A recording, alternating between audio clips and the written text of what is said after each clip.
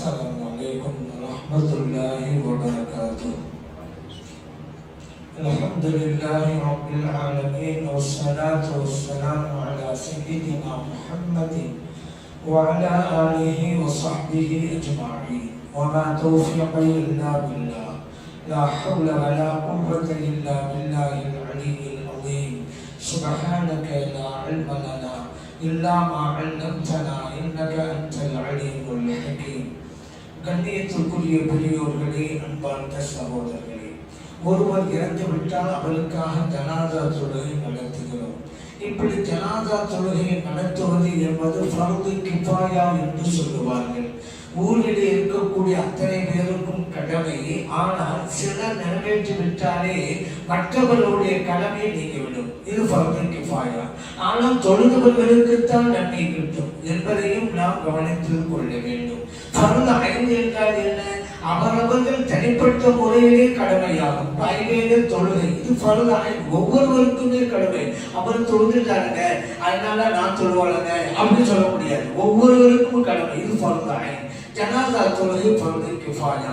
இந்த ஜனாதா தொழுகை நிறைவேற்றும் போது மற்றவர்கள் எல்லாம் பங்கெடுப்பது இறந்து போனவர்களுக்கு மிகவும் நல்லதாக அமைந்துவிடும். நபிகள் நாயகம் ஸல்லல்லாஹு அலைஹி வஸல்லம் அவர்கள் கூறினார்கள், ஒரு மூமினுடைய ஜனாதா தொழுகையிலே 100 நபர்கள் பங்கேற்றால் அவர்கள் அந்த மையத்துக்காக பரிந்துரைக்கின்ற போது அந்த பரிந்துரையை இறைவன் ஏற்றுக்கொண்டு விடுகிறான். முஸ்லிமிலே திருமதியிலே பதிவு செய்யப்பட்ட ஹதீஸ். இன்னொரு ஹதீஸிலே 40 நபர்கள் அந்த ஜனாதா தொழுகையிலே பங்கெடுத்து அந்த மையத்திற்காக துஆ செய்தால் அவர்களுடைய பரிந்துரையை இறைவன் ஏற்றுக்கொள்கிறான். முஸ்லிமிலே அபூதாவிலே பதிவு செய்யப்பட்ட ஹதீஸ். ஆகவே எந்த அளவிற்கு அதிகமாக நாம் பங்கேற்கிறோமோ அந்த அளவிற்கு மையத்துக்கு நல்லது. இன்னொன்னு நமக்கு நல்லது. ஏன் தெரியுமா? நாம் பிறருடைய ஜனாதா தொழுகையிலே பங்கெடுத்தால்தான் இறைவன் நம்முடைய ஜனாதா தொழுகையிலே நிறைய பேர் பங்கெடுப்பதற்குண்டான வாய்ப்பை கொடுப்பான். அதனால 4 பேர் சொல்லுவோம் நம்ம பேசிட்டு போட்டோம்னா நீங்க மையத்தா இருக்கும் போது அப்படித்தான் நடக்கும். கொஞ்சம் கொஞ்சம் நடந்து கொள்வாங்க. பிறரிடத்திலே நாம் எவ்வாறு நடந்து கொள்கிறோமோ அப்படித்தான் நாம் நடாத்தாட்டப்படுவோம் என்பதையும் நாம் கவனத்திலே கொள்ள வேண்டும். அந்த 40 நபர்களோ 100 நபர்களோ எத்தனை பேர் இருக்கிறாங்களோ அதையும் 3 சப்புகளாக வைப்பது சாலச் சிறந்தது. நபி ஸல்லல்லாஹு அலைஹி வஸல்லம் சொன்னாங்க, அந்த ஜனாதா தொழுகையில் பங்கேற்றவர்கள் 3 சப்புகளாக ஸலாத்து சுஃபு அப்படி அணிவகுத்து நின்று தொழுகை நிறைவேற்றினால் இல்லா உதரலஹு அந்த மையத்துக்கு மன்னிப்பு வழங்கப்படுகிறது என்றார்கள். அபூதாவுதிலே திருமதியில் பதிவு செய்யப்பட்டிருக்கிறது. அதன் அடிப்படையில் 3 சபை. அதனாலதான் கொஞ்சம் பேர் இருந்தா கூட ஒரே சபை அத்தனை பேர் நின்றலாம். நீங்க சில இடங்கள்ல பார்த்திருப்பீங்க 3 சபை நிற்க வைப்பாங்க. ஒரு சபை இடம் இருக்கும். ஏன் 3 சபை? அதிகத்தில் வந்துருச்சு. 3 சப்பா இருந்தா மன்னித்துடைய பாவங்கள் மன்னிக்கப்படுகின்றன. எனவே தான் சரி, இந்த மன்னித்து தொழுகை மற்றவர்களுக்கு உண்டு, முஸ்லிம்களுக்கு உண்டு. ஆனால் இன்றைக்கு சில பேர் இந்த தற்கொலை செய்து கொண்டவருக்கு ஜனாதா தொழுகை இல்லை என்று சொல்லிக் கொண்டிருக்கிறார்கள். எல்லாவற்றிலுமே குர்ஆனையும் ஹதீஸையும் அரை குறையாக புரிந்தவர்கள் தான் இந்த விஷயத்திலும் அவர்கள் அரை குறையாக புரிந்து கொண்டு தற்கொலை செய்து கொண்டவருக்கு ஜனாதா தொழுகை இல்லை என்கிறார்கள். தற்கொலை செய்து கொள்வது கொடிய பாவம். அதில் இருவேறு கருத்துக்கே இடமில்லை. ஆனால் ஜனாதா தொழுகை உண்டா இல்லையா? உண்டு. ஆனால் இவர்கள் எதையுமே சரியாக புரியவில்லையா? அதனாலதான் ஒரு ஹதீஸ் இருக்குதுங்க. நபி ஸல்லல்லாஹு அலைஹி வஸல்லம் அவர்கள் காலத்துல ஒரு மையத்து கொண்டு வரப்படுகிறது. அப்பொழுது தெரிவிக்கப்படுகிறது இவர் தற்கொலை செய்து கொண்டவர் அப்படின்னு. இப்ப நபி ஸல்லல்லாஹு அலைஹி வஸல்லம் அவர்கள் தொழுகையை நடத்தவில்லை. ஃபலம் யுஸல்லி அலைஹி நபியு ஸல்லல்லாஹு அலைஹி வஸல்லம் அந்த மையத்துக்கு ஜனாதா தொழுகையை நபிகள் நாயகம் ஸல்லல்லாஹு அலைஹி வஸல்லம் அவர்கள் நடத்தவில்லை. முஸ்லிமிலே பதிவு செய்யப்பட்ட ஹதீஸ். இந்த ஹதீஸ் வச்சுக்கிட்டு பாத்தீங்களா, ஸல்லல்லாஹு அலைஹி வஸல்லம் தொழுகை நடத்தலையில ஆகவே ஜனாதா தொழுகை இல்லை என்கிறார்கள். ஏங்க அந்த ஹதீஸ் எப்படி இருக்குது? தொழுகையே நடக்கலைன்னு இருக்குதா? ஸல்லல்லாஹு அலைஹி வஸல்லம் அவங்க தான் தொழுகை நடத்தலைன்னு இருக்குதா? ஸல்லல்லாஹு அலைஹி வஸல்லம் தான் தொழுகை நடத்தலைன்னு இருக்குது. ஏன் தொழுகை நடத்தலைங்கிறீங்க? சஹாபாக்கள் தொழுகைங்களா இல்லையா? இந்த ஹதீஸுக்கு இமாம் நபவி ரஹ்மத்துல்லாஹி அலைஹி விளக்கம் அளிக்கின்ற போது ஸல்லத்து ஸஹாபா பெருமக்கள் தொழுகை நடத்தினார்கள். ஸல்லல்லாஹு அலைஹி வஸல்லம் அவர்கள் விலகிக் கொண்டார்கள். காரணம், தற்கொலை செய்து கொள்வது மிகப்பெரிய பாவம், கொடிய பாவம் என்பதை இந்த உம்மத்தினருக்கு உணர்த்த வேண்டும் என்பதற்காக அதிலிருந்து நீங்கிக் கொண்டார்கள். ஜனாதா தொழுகையை தொடர்பு கிடையாம அப்படின்னு எவ்வளவு பெரிய பாவத்தை செஞ்சிருக்கிறார் தற்கொலையை என்று என் உம்மத்து உணர வேண்டும் என்பதற்கு அவர்கள் விலகிக் கொண்டார்கள். நான் கேட்கிறேன், நபி ஸல்லல்லாஹு அலைஹி வஸல்லம் காலத்துல தற்கொலை செய்து கொண்டவருக்கு ஜனாதா தொழுகையே நடக்கவில்லை, ஒரு ஆதாரம் காட்ட முடியுமா? அல்லது தற்கொலை செய்து கொண்டவருக்கு ஜனாதா தொழுகையை தொழாதீர்கள் என்று நபி ஸல்லல்லாஹு அலைஹி வஸல்லம் சொன்னாங்க, ஒரு ஆதாரம் காட்ட முடியுமா? இல்லை இல்லைங்க. ஸல்லல்லாஹு அலைஹி வஸல்லம் அவங்க தொழிலத்துல இன்னொரு ஹதீஸிலே நசாயிலே பதிவு செய்யப்பட்ட ஹதீஸில் தெளிவா இருக்கிறது, அம்மா அன பலவசரி அழகி, நான் தொழில் நடத்த மாட்டேன். எவ்வளவு தெளிவு இருக்குது. இப்போ ஒரு இடத்துல இருந்து கூட நிறைய பணம் வருது. இப்ப நான் சொல்றேன், இந்த பணத்தை நான் சாப்பிட மாட்டேன் அப்படின்னா யாருமே சாப்பிடலையா? நானே சாப்பிட மாட்டேன். நபி ஸல்லல்லாஹு அலைஹி வஸல்லம் அவர்கள் சொல்ல இடத்துல என்னதான் இருக்கிறது? தொழுகை இல்லை என்று ஒரு ஹதீஸ் இல்லை, தொழுகை நடக்கவில்லை என்று ஒரு ஆதாரம் இல்லை. ஸல்லல்லாஹு அலைஹி வஸல்லம் தொழுகை நடத்துற உண்மைதான்.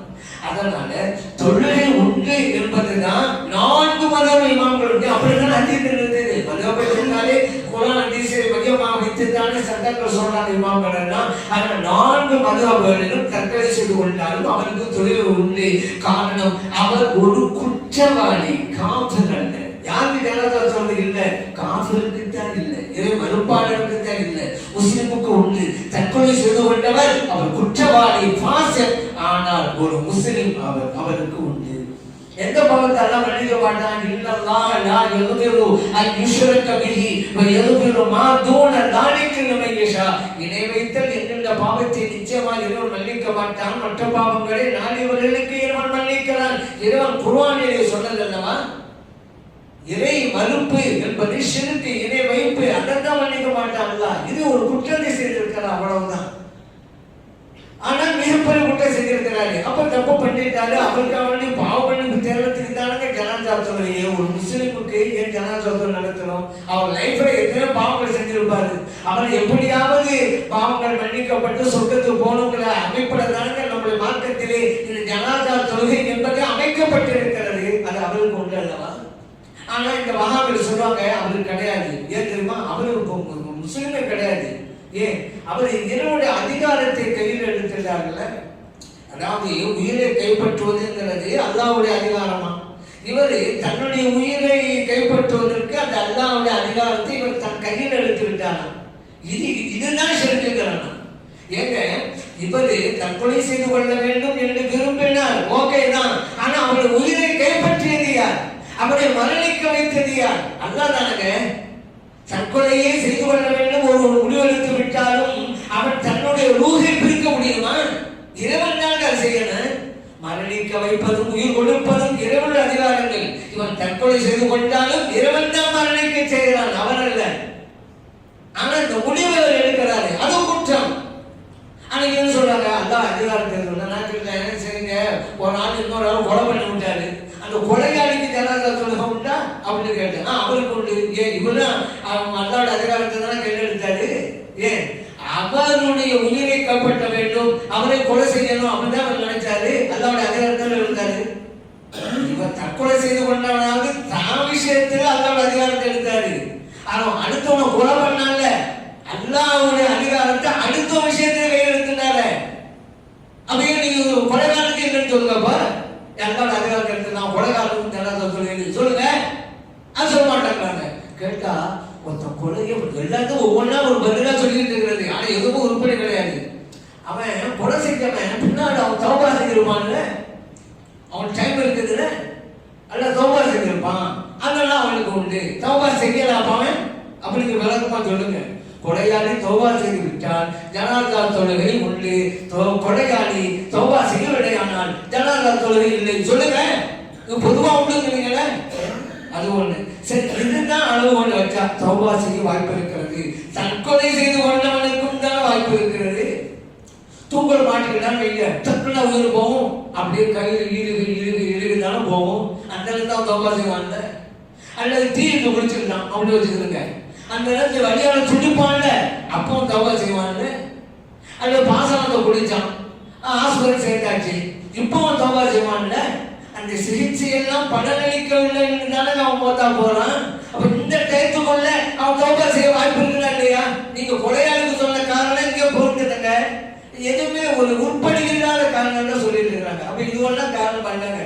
அதனால இன்னொரு விஷயம், அவன் கொலையாளி அவனுக்கு உண்டுன்னு சொல்லிவிட்டாங்களா, தற்கொலை செய்து கொண்டு இல்லை, அவன் நரகத்தில் நிரந்தரமாக இருப்பான் என்று சொல்லலாம் சொன்னாங்க. ஹாலிதன் முஹல்லதன் ஃபீஹா, அந்த நரகத்திலே நிரந்தரமாக அவன் இருப்பான். புகாரிலே பதிவு செய்யப்பட்டது. நிரந்தரமான யாருக்கு? காட்டுக்கு தானே. தற்கொலை செய்து கொண்ட நிரந்தர நரகத்தில் இருப்பான் இருக்குதுல, அதனாலதான் அந்த கலாச்சாரம் இல்லைன்னு. சரிங்க, கொலையாளிக்கு இல்லைன்னு சொல்ல வேண்டியதானே. அவனுக்கு நிரந்தர நரகம் இருக்குன்னு குர்ஆன் இருக்குல்ல. தற்கொலை செய்து கொண்டவனுக்காக நிரந்தர நரகம் அப்படிங்கிறது ஹதீஸ்ல வந்திருக்குங்க.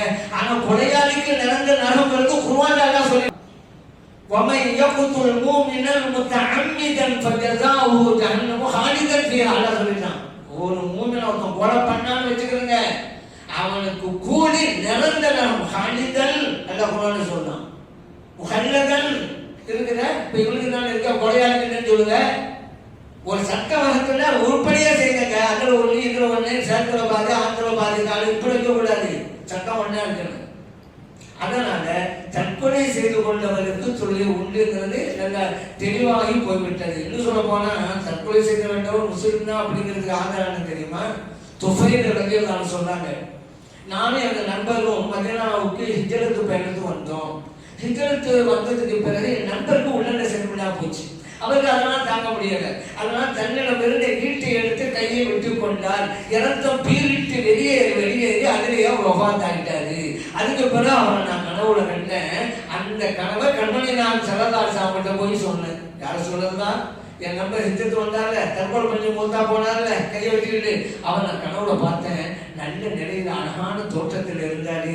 அல்லாஹ் உங்களை எப்படி நடக்கலாம்னு கேட்டேன். நான் ஹிஜ்ரத்து பண்ணாலும் அல்லாஹ் பாவம் பண்ணிச்சு நல்லதமா வச்சிருக்கான் அப்படின்னு சொன்னாங்க. நான் கேட்டேன், ஏன் உங்களுடைய கையை மூடிக்கொண்டு இருக்கிறீங்க? கையை மட்டும் மூடிட்டு கையை மூடிட்டு என்ன விஷயம்?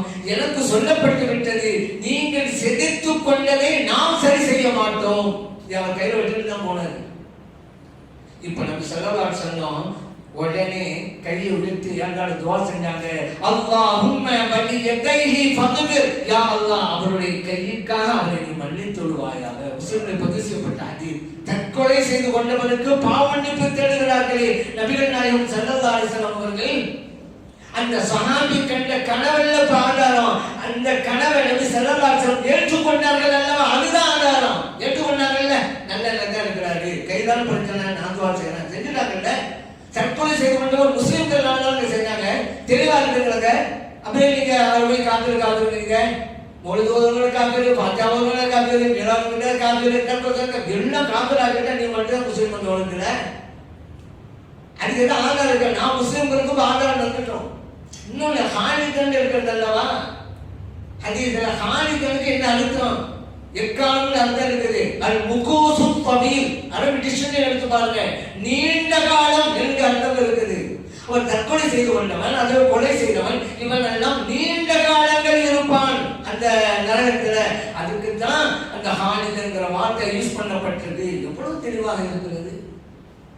அடுத்து இந்த ஜனாஸா தொழுகை யார் நடக்கிறது அப்படின்னு ஒரு பொழுது சில இடங்கள் நீங்க பார்க்கலாம். பிரச்சனை பண்ணுவான் யாரு? இந்த குரான் சத்தம் மட்டுமே போட்டுக் கொண்டு இருக்கக்கூடிய கூட்டம். ஒரு மகன் வந்து நிற்பாரு, நான் தான் மகன், நான் தான் சொல்ல நடத்துவேன். எங்க பள்ளியாசல் வந்து தொழுகையில் நடத்துவதற்காக இமாம் இருக்கிறாரு, ஆனா இவர் நான் தான் நடத்துவா அப்படிம்பாரு. அப்ப மற்றவங்கள சொல்ல நினைப்பாங்க, என்ன அப்போ உண்மையில ஹதீஸ் அப்படி இருக்குதோ, அதனால தான் இப்படி வந்து வாத செய்கிறாரு, உரிமையை கேட்கிறாரு. அது சில பள்ளிவாசல் முத்துவள்ளி மாவு என்ன செய்யறது அப்படி ஒன்று இருக்குன்னு நினைக்கிறது. மாவை கூப்பிட்டு மாம் செய்ய ஏன் பிரச்சனை வலித்துல இருக்குது, தொண்ணூறு போட்டுமே சில இடங்கள்ல. ஆனால் பெரும்பாலான இடங்கள் எங்க இமாம் தான், எங்க இமாம் எதுக்கு வச்சிருக்கோம் தொழில் தான். அதை ஸ்ட்ராங்கா அடிக்கிறாங்க முத்தவள்ளிமார்கள்லாம். ஒரு சில இடங்கள்ல இப்படி ஏன்னா அப்படி இருக்குமோ நினைச்சுட்டு இருக்கிறாங்க. நான் சொல்றது இப்படி யாராவது வந்து நான் மகன், இந்த மையத்துக்கு மகன், நான் தான் தொழில் நடத்துவேன் அப்படின்னு சொன்னா ஆதாரத்தை தான் தொழில் நடத்திருப்போம். குர்ஆன்ல ஆதாரத்தை தரணும், ஹதீஸ்ல ஆதாரத்தை தரணும். தொழில் நடத்திருப்போம், ஆதாரத்தை தந்துருப்போங்க. அப்படி சொல்லுங்க. இந்த வரலாற்று போவாரு, வரவே மாட்டாரு, ஆதாரம் இல்லையே. எந்த ஹதீஸ்ல இருக்கு மகன் சொல்லிட்டு சம்பந்தம் இல்லாம எல்லாம் குர்ஆன்ல சொன்னாங்க உலுல் அர்ஹாமி பஅதுஹும் அவுலா பிபஅதில் குர்ஆன்ல இருக்குது. உறவினர்களில் சிலர் சிலருக்கு ஏற்றமானவர்களா இருக்கிறார்கள். வாரிசு சட்டத்தினாலே அல்லாஹ் சொன்னான். ஏன்னா தந்தையை விட மகனுக்கு அதே கிடைக்கும். ஏன் அவன் நெருக்கமானவர். அதே போல சகோதரரை விட தந்தைக்கு அதிகமாக கிடைக்கும். அவர் நெருக்கமானவர் மையத்துக்கு. இப்படி சிலரை விட சிலர் நெருக்கமானவர்கள். உண்மைதான். அந்த வசனத்துல மகன் மையத்துக்கு ஜனாதா தொழில் எங்க இருக்குது? அது சகோதரத்தனை வாப்பா நடத்து எங்க இருக்குது? அந்த ஆயத்துல அளவே இல்லை. சம்மந்தம் இல்லாம ஆயத்தை கொண்டு வந்துருக்கு. ஆயத்துல என்ன இருக்கு? ஜனாதா பத்தி பேச்சே இல்லையா? அதனால அப்படிலாம் ஒண்ணு கிடையாதுங்க. அதனால உறவினர்கள் தான். இன்னொரு ஹதீஸ் ஒன்று சொல்லுவாங்க. என்ன முஸ்லிம்கள் பதிவு செய்யப்பட்ட ஹதீஸ் லா யௌமன்ன ரஜுலு அர்ரஜுலன் ஃபீ சுல்தானிஹி. ஒருவர் இன்னொருவருக்கு இமாமாக நின்று தொழில் நடத்தக்கூடாது அவருடைய அதிகாரத்தில் இருக்கும் போது அவருடைய அனுமதி இல்லாமல் இருக்கு முஸ்லிம்கள். அதே போல அபூதாவுல் ஹதீஸ் இருக்குது லா யுஅம்மல் ரஜுலு. அந்த ஒரு மனிதன் மௌனமாக நிற்கக்கூடாது ஃபீ சுல்தானிஹி ஃபீ பைத்திஹி வ சுல்தானிஹி. வீடா இருந்தாலும் அவருடைய அதிகாரத்துக்குள்ள இருந்தாலும் எல்லா வீதிலையும் அனுமதி இருந்தால் தான் செய்ய முடியும். அபூதாவுல் இருக்குது.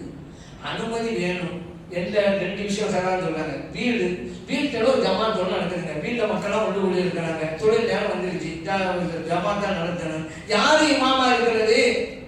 சிலர் எல்லாத்துக்கும் ஒரு சட்டம் இருந்திருக்காங்க. அப்படி சிலர் சொல்றவர்கள் வீடா யாருன்னமாலும் இருக்காங்க அப்படின்னு சொல்லல. அங்கே ஒரு ஒழுங்குமுறை. வீட்டுக்குரியவர் யாரை அடையாளம் காட்டுகிறாரோ அவர் தான். வீட்டுக்குரியவர் அனுமதி கொடுப்பவர் தான் இமாமாக நிற்க வேண்டும். எவ்வளவு அழகான ஒழுங்கு பார்த்தீங்களா? அந்த வீடு அவனுடையது. துணை அங்கே நடக்கிறது. அவர் தான் சொல்லணும் நீங்க தான் இமாமா இருக்குன்னு சொல்லி இருக்கா? அதே போல ஸ்ரீ சுல்தானிங்கிற வார்த்தை அதிகாரத்திலே இருப்பவர் ஒருவர். அவர் அதிகாரத்துக்கு உட்பட்ட இடத்தில் இருக்கிறாரா அவருடைய அனுமதியை பெற்றுத்தான் தொழில் நடத்த வேண்டும். இது ஜனாதா தொழில் மட்டுமல்ல, எந்த தொழிலா இருந்தாலும் சரிதான். ஐவேல தொழிலை ஜமாத் நடக்க வச்சிருங்க. யார் இமாமு? அந்த அதிகாரத்திலே இருக்கக்கூடியவர். புரிஞ்சிருச்சா? வீட்டிலும் தொழில் நடந்தால் சொல்லி போகுது. அந்த அதிகத்தை பள்ளியா சொல்லிருந்தா போதுமா? அதே அதிகத்துல என்ன இருக்குது? அதிகாரம் ஸ்ரீ சுல்தானிஹி. அதிகாரத்திலே இருக்கக்கூடியவர். பள்ளியிலே தொலை வைக்கிற அதிகாரத்தை பெற்றவர் இமாம் அல்லவா? அந்த ஹதீஸ் என்ன சொல்லுது? இமாம் தான் தொழில் நடத்த வேண்டும் என்றல்லவா சொல்லுகிறது? அல்லது அந்த இமாம் யாருக்கு அனுமதி கொடுக்கலாம்? நீங்க தொழில் நடத்துங்க. அந்த புகழும் இமாமுக்கு தான் இருக்கிறது. இந்த ஹதீஸ் தூக்கிட்டு வந்தா அந்த ஹதீஸிலே இமாம் தான் தொழில் பண்ணாரு. ஸ்ரீ சுல்தான் எடுத்துக்கிறேன். என்ன ஹதீஸ் எல்லாம் ஒரு பயந்துருவாங்க இருக்கிறது சொல்லல. அதனால நான் மகன் தான் தொலை வைப்பேன் அப்படின்னு சொல்றாரு. நான் அப்பா தான் தொலை வைப்பேன் சொல்ல வச்சிருக்கேன். ஆதாரத்தை தந்துட்டு தொலை வச்சிருப்போம்னு சொல்ல நீங்க. அப்படி ஒரு ஆதாரமே கிடையாது. சம்பந்தமாக சொல்றேன் நான். அந்த முஸ்லிம்கள் பதிவு செய்யப்பட்ட ஹதீஸ் கூட இமாம் தொலை வைக்க வேண்டும் தான் இருக்கிறது. சுல்தானிஹி. அதிகாரத்திலே இருப்பவர். பள்ளிகள் வந்துட்டா தொழுகையின் அதிகாரம் இமாமுக்கு தான். சரி, இன்னொரு ஒரு பிரச்சனை நடக்குது. என்ன எவ்வளவு பிரச்சனை இருக்கு? இந்த தஞ்சை மாவட்டத்தில் ஒரு ஊர்ல இந்த மையத்தொழில் பிறகு வீட்டில் உள்ள பெண்கள் ஜனாதா தொழில் அந்த ஜனாதா தூக்கிட்டு போயிட்டாங்க. வாட்ஸ்அப்ல பார்த்துருக்காங்க. பெண்கள் ஏன் இப்படியே வச்சுக்கிட்டு இருந்தா என்னத்துக்கு ஆகுறது? பிரச்சனை பண்ணது. ஆனா அந்த பெண்கள் அப்படி செஞ்சது தப்பு. அது ஒரு விஷயம். ஏன் ஜனாதா தொழில் தூக்கிட்டு பெண்கள் போடாம கபிரிஸ்தானுக்கு ஆண்கள் தான் செய்யணும். இந்த பெண்கள் எடுத்த முடிவு தப்பு. ஆனா இந்த முடிவு ஏன் வந்தாங்க? எவ்வளவு நேரம் கருத்து மையத்தை வச்சுக்கிட்டு பிரச்சனை பண்ணிட்டு இருக்கிறாங்க. அதனால இன்னொரு பிரச்சனை என்னன்னு சொன்னா, ஏன் தெரியுமா? நம்ம தொழில் நடத்துகிறோம். அந்த இமாம் தொழிலை நடத்தினா தொழுக கூடாது. நாங்க தான் நடத்துறோம். அந்த இமாம் எப்படி தொலை வைக்கணுமோ அப்படி தொலை வைக்கல. இந்த அனபியாக்கள் உருவல்லைன்னா ஜனாதா தொழுகையில முதல் தக்பீருக்கு பின்னால சலாம் ஓதுவாங்க. அப்புறம் சலவாத்து, அப்புறம் துவா. இந்த முதலாவது தக்பீர் பின்னால அனுத்து சூறா தான் ஓதணும். அதுதான் சுன்னத்து. இந்த அனைவருடைய தத்துவங்கள் அப்படி செய்யறது இல்லை. அனுத்து சூறா ஓதாம சலா ஓதிடுறாங்க. எப்படி இந்த தொழில் போடுவோம்? ஆனா நாங்க தொழில் இந்த பிரச்சனை கொண்டு வருது. ஏன் அப்படின்னா நம்ம ஞாபகம் வைங்க, ஜனாதா தொழுகை என்பது தொழுகை. சலாத்தா பேர் கொடுத்தாங்க, தொழுகை தான் அது. ஆனா தொழில் இருக்கக்கூடிய அத்தனையும் அங்க கிடையாது. மற்ற தொழுகையில் ருக்கு உண்டு, சஜிதா உண்டு, ஜனாதா தொழுகை இல்லை. ஆனா மற்ற எல்லா தொழிலாளர்கள் முன்னுக்கு இருக்க வேண்டும் உண்டு, அவரத்தை மறைந்திருக்க வேண்டும் உண்டு, உது இருக்க வேண்டும் உண்டு, அது போல தக்பீர் சொல்லி ஆரம்பிக்க வேண்டும் தொழுகையை அது உண்டு, சலாம் சொல்லி முடிக்க வேண்டும் அது உண்டு. இதெல்லாம் இருக்குது. ஆனால் ருக்கு சஜிதா இல்லை. ஆகவே தொழுகை சலாசம் அப்படிதான் பேர் கொடுத்தாங்க. அதனாலதான் ஷாஃபி இமாம் சொல்றாங்க ஜனாதா தொழுகை அப்படின்னு இருக்கு, சொலாத்தை தொழுகைனால அல்சொலா இருக்கணும், அதனால ஜனாதா தொழுகையிலையும் அல்சொலா ஏன் அது தொழுகை தானே அப்படின்னு நினைச்சுக்கிட்டு அல்சொலா வர வேண்டியதாங்க ஷாஃபி இமாம். அலிமா சொல்றாங்க தொழுகை தாங்க, இந்த தொழுகைக்கு ஏற்படுத்தப்பட்டது அளவாளுங்க, மையத்துக்கு துவா செய்ய வேண்டும் என்பதற்காக அமைக்கப்பட்ட தொழுகை இது. துவாவிற்கு நபி ஸல்லல்லாஹு அலைஹி வஸல்லம் அவர்கள் என்ன இலக்கணமாச்சு கொடுத்தார்கள், அதை நடைமுறைப்படுத்த வேண்டுமா இல்லையா கொண்டு வரவாங்க. இமாம்கள் சில சட்டங்களை அந்த வித்தியாசமா சொன்னாலும் பின்னணியிலே குர்ஆன் இருக்கும், ஹதீஸ் இருக்கும். ஹனஃபி இமாம் சொல்றாங்க இது மையத்து துவா செய்யறதுக்கான அமைக்கப்பட்ட தொழுகை தானே, துவா எப்படி அமைய வேண்டும் சலாசம் சொல்லி தந்திருக்காங்களா இல்லையா.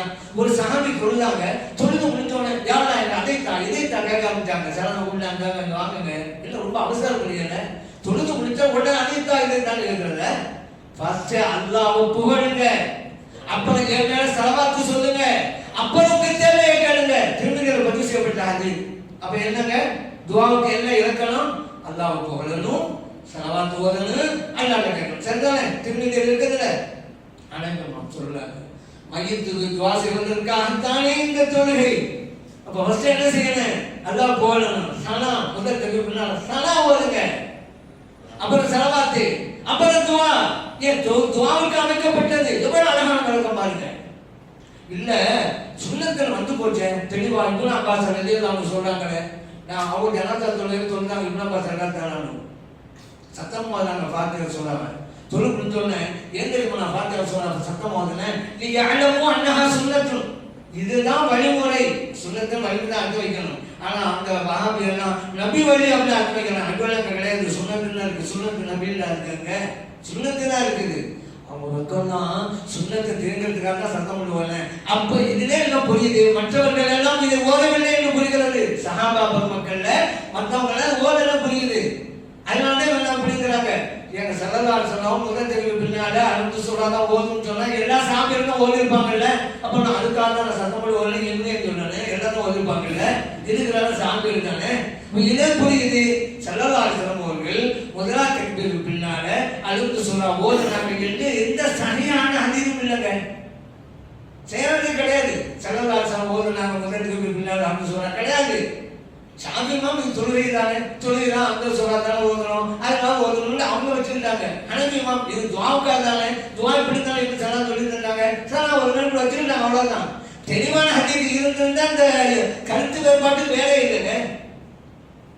சரி, இப்போ அதனால சுன்னத்து அப்படி வந்துட்டாலே சுன்னத்து நபி இல்லை. அலி ரலியல்லாஹு சொல்றாங்க, நபி ஸல்லல்லாஹு அலைஹி வஸல்லம் காலத்துல மது அருந்தியவனுக்கு 40 கசையடிகள், அபூபக்கர் சித்திக் ரலியல்லாஹு காலத்திலேயும் 40 கசையடிகள், உமர் ரலியல்லாஹு காலத்தில் 80 கசையடிகள். குல்லுன் சுன்னத்து, இங்கதான் நமக்கு பாயிண்ட், எல்லாமே சுன்னத்துங்களாக அலி ரலியல்லாஹு முஸ்லிம்ல இருக்கிறது. ஸல்லல்லாஹு அலைஹி வஸல்லம் 40 கசை கொடுத்தாங்கல்ல சுன்னத்து, அபூபக்கர் சித்திக் ரலியல்லாஹு அன்ஹு 40 கசையடி சுன்னத்து, உமர் ரலியல்லாஹு 80 கசை கொடுத்தாங்க மது அருந்தியவனுக்கு சுன்னத்துங்கறாங்க. அப்ப சஹாபிகளை செய்யறது சுன்னத்து தானே, ஹதீஸ் இருக்கா இல்லையா? சுன்னத்து வந்தா சுன்னத்து நபியை மட்டும் கூடாதுங்க, நீ எவ்வளவு இருக்குது. நபி ஸல்லல்லாஹு சொன்னாங்க, நீங்க உதஹியா கொடுக்கறதா பெண்ண தொழிலுக்கு பிறகு கொடுங்க, முன்னாலே கொடுக்காதீங்க. நீ அப்ப பின்னால கொடுத்தா, தொழிலுக்கு பின்னால கொடுத்தாதான் மன் தபஹ பஅத ஸலாத்தி தம்ம நுசுகுஹு வ அஸாப சுன்னத்துல் முஸ்லிமீன்.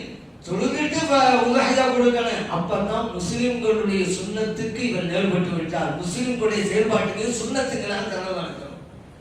அந்த செயல் முஸ்லிம் சொன்னது அஸாப சுன்னத்துல் முஸ்லிமீன், முஸ்லிம்கள் செயலுக்கு சுன்னத்து இருக்கா இல்லையா? அப்ப சுன்னத்து வந்துட்டா நம்மளுடைய யார்ட்டு வச்சுங்க, அப்படி கிடையாது. அதனால சரிங்க, பிறந்த குழந்தை பிறந்த அப்பதான் பிறந்துச்சு ஒவ்வொருத்தாச்சு, ஜனாதத்துல உண்டா பேர் கேட்கிறாங்க. உயிருடன் பிறந்ததா இல்லா மட்டும் பாருங்க. ரூஹி இருந்துச்சு அப்படின்னு சொன்னா ஜனாதத்துல உண்டு, இல்ல பிறக்கும் போதே ரூஹி இல்லாம தான் பிறந்துச்சு, ஜனாதத்துல இல்லை, அவ்வளவுதான். நபி ஸல்லல்லாஹு அலைஹி சொன்னாங்க, இதத் தஹல்ல சிகத்து ஸல்லி அலைஹி, குழந்தை பிறக்கின்ற போது சப்தம் விட்டால், அழுதுதான் பிறக்கும் குழந்தைன்னா சப்தம் விட்டால் தொழுகை உண்டுங்கிறாங்க. திரும்பியிலே பற்றி சொல்லப்பட்டாது. இந்த சப்தம் விழுதுங்கிறது நிபந்தனை இல்லை, ரூஹு உள்ள நிலையிலே அது பிறந்ததுங்கிறது ஒரு அடையாளம், அவ்வளவுதான். சரி அசைவெல்லாம் இருந்துச்சு, கண்ணெல்லாம் திறந்துதான் இருந்துச்சு, ஆனா சத்தம் போடல. அதுக்கு பிறகுதான் வஃபாத்தானுச்சு. சத்தம் போடல அண்ணா தொழில் இல்லைன்னு சொல்ல முடியுமா? சத்தம் போடுறது அடையாளம். ஆனா குழந்தை பிறந்தியெல்லாம் அசைவு இருந்துச்சு, கல்யாணம் முடிவுலாம் பார்த்துச்சு, சத்தம் தானே போடல, ரூஹ் இருக்கதானே செஞ்சிச்சு, தொழில் உண்டு. அதான் உயிருடன் பிறந்ததா இல்லையா அது மட்டும் பாருங்க. சரி, உயிரோட குளிப்பாட்டுறது உண்டு, கவனிறது உண்டு, தொழுகை உண்டுங்க. சரி, இந்த 4 மாதத்துக்கு முன்னால இருந்தா அப்படி சொல்றாங்க. இந்த 3 மாசத்துல இந்த கட்டி விழுந்தன்னு சொல்லுவாங்க, விழுகட்டி அப்படின்னு தமிழ்ல சொல்லுவாங்க. அதுக்கு என்னது கவனம் விழுந்தல் இருக்குதா, அது போல தொழுகை உண்டா, குளிப்பாட்டு உண்டா அப்படின்னா கிடையாது. ஏன்? அது ரூஹூதப்படலை. 4 மாசம் வந்து ரூஹூதப்படுது, அது ரூஹூதப்படலை. அதனால குளிப்பாட்டுறது கிடையாது, தொழில் கிடையாது. ஒரு துணியால சுற்றி அழகா செஞ்ச வேண்டியதான். ஏன்னா ரூஹூதப்படாதது. ஆனா 4 மாதத்துக்கு பிறகு இந்த 5 மாசம் 6 மாசம் அப்படி பிறந்ததாக இருந்தா இந்த உயிரோட இருந்தா மட்டும் அளவுகளை பார்க்கணும். சரி, உயிர் இல்லை அப்படின்னு தொழில் இல்லை, மற்றது இருந்து என்ன குளிப்பாட்டணும், கவன் இடணும், தொழுகதான் இல்லை அப்படி ரொம்ப அழகா செஞ்சிட வேண்டியதான். சரி, பேரும் வச்சிருங்க. 4 மாசத்துக்கு பிறகு பார்த்தாங்கன்னா அதுக்கு பேர் வச்சிருங்க. அதான் உலகத்துல வாழலையா அப்புறம் பேருன்னு நினைக்க தேவையில்லை. மறு உலகத்தில் வந்து நிற்குங்க. பெற்றோர்கள் குழந்தைகளுக்கெல்லாம் பருக வச்சிருப்பாங்க. இந்த உலகத்துல கவலைப்படாமனே கவலைதான். இன்னும் 5 வயசு 7 வயசு 10 வயசுல இழந்தவர்கள் எல்லாம் பெற்றோர்கள் எல்லாம் இருப்பார்கள். தங்க கொள்ள முடியாது, கஷ்டப்பட்டு அப்படி வளர்ந்துருப்பாங்க. ஆனா கவலைப்படாதீங்க, அந்த பிள்ளைகளை வெயிட் பண்ணிட்டு இருக்கிறாங்க. அங்க போய் செஞ்சுக்க போறீங்க, எல்லாம் சொல்றது ஒன்னதான் இருக்க போறீங்க. மலேசியாவுக்கு ஃபர்ஸ்ட் பிள்ளை அனுப்பிட்டோம், அப்ப நம்ம போறோம். ஏன் இது என்ன இருக்கு? அதனால இருந்துட்டோம் நினைக்கவே வேணாம். உங்களுக்காக ஷபாத் செய்வாங்க, உங்களுக்காக சொக்கத்து கொண்டு போங்க. அந்த குழந்தைகளை பார்த்து என்ன சொல்லுவாங்க, சொக்கத்து போங்கடா அப்படின்னு. இல்லை எங்க அப்பா அம்மா கூட்டிட்டு தான் நாங்க போவோம் அப்படின்னு இருப்பாங்க. சரி, அவங்க கூட்டிட்டு போங்கன்னு. அதனால நீங்க குழந்தைகள் இருந்தோம் கவலைப்படையே வேணாம்.